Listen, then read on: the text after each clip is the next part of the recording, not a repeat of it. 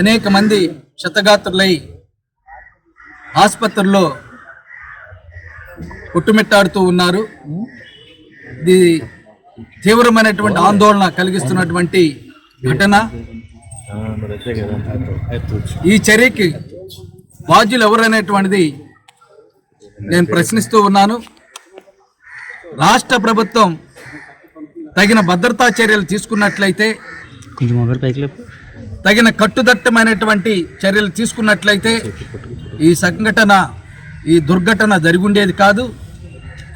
ఈ 7 ప్రాణాలు కోల్పోయే వాళ్ళం కాదు. రాష్ట్ర ప్రభుత్వానికి తెలుసు, చందనోత్సవానికి కొన్ని లక్షల మంది భక్తులు రాష్ట్ర వ్యాప్తంగా వస్తారనేటువంటిది. కానీ దానికి అనుగుణంగా ఎందుకు భద్రతా చర్యలు చేపట్టలేదు? భక్తులు ప్రాణాలు కాపాడటానికి, వాళ్ళకి సౌకర్యాలు కల్పించడానికి అన్ని రకాలైనటువంటి చర్యలు ఎందుకు తీసుకోలేదనేటువంటిది రాష్ట్ర ముఖ్యమంత్రి చంద్రబాబు నాయుడు గారిని నేను అడుగుతూ ఉన్నాను.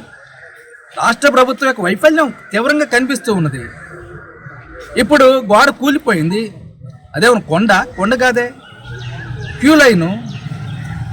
భక్తులు దర్శనానికి వెళ్ళేటటువంటి క్యూ లైన్ ఎలా కూలిందని నేను అడుగుతూ ఉన్నాను. ఈ ప్రభుత్వం వచ్చిన తర్వాత కట్టినటువంటి క్యూ లైన్ ఆ గోడ. వర్షం వచ్చిందంటున్నారు, వర్షం వచ్చింది ఇది ఒక సాకు. విశాఖపట్నంలో ఎక్కడైనా ఒక చిన్న గోడ కూలిందా ఈ వర్షానికి నేను అడుగుతూ ఉన్నాను. సింహాచలంలోనే ఆ దేవస్థానం క్యూ లైన్ ఎందుకు కూలింది? విచారణ జరపండి.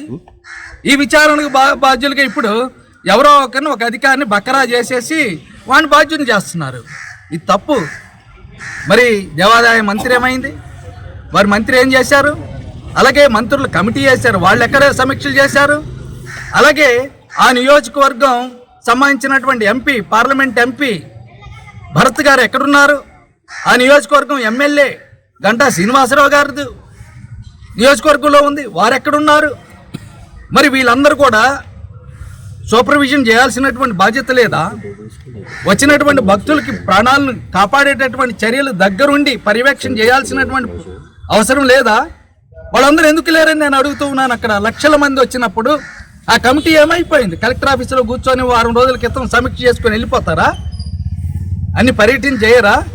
ఎందుకు జరిగింది అనేటువంటిది మేము అడుగుతూ ఉన్నాను. అందువల్ల ఈ బాధ్యత నిర్లక్ష్యం రాష్ట్ర ప్రభుత్వం అంది. మొన్నే చనిపోయారు తిరుమలలో. దాని యొక్క పర్యవసనాల్ని గమనంలో తీసుకొని ఇక్కడ ఆ చర్యలను చేపట్టినట్లయితే ఈ 7 చనిపోయేటటువంటి వాళ్ళు కాదు. కానీ అటువంటి చర్యలు కూడా ఏమాత్రం చేయట్లేదు. లెగిస్తే ఇప్పుడేమో దేవాలయాల్ని, హిందూ మతాన్ని, భక్తుల యొక్క మనోభావాలను తీసుకొని స్వార్థ రాజకీయాలను ఉపయోగించుకుంటున్నారు.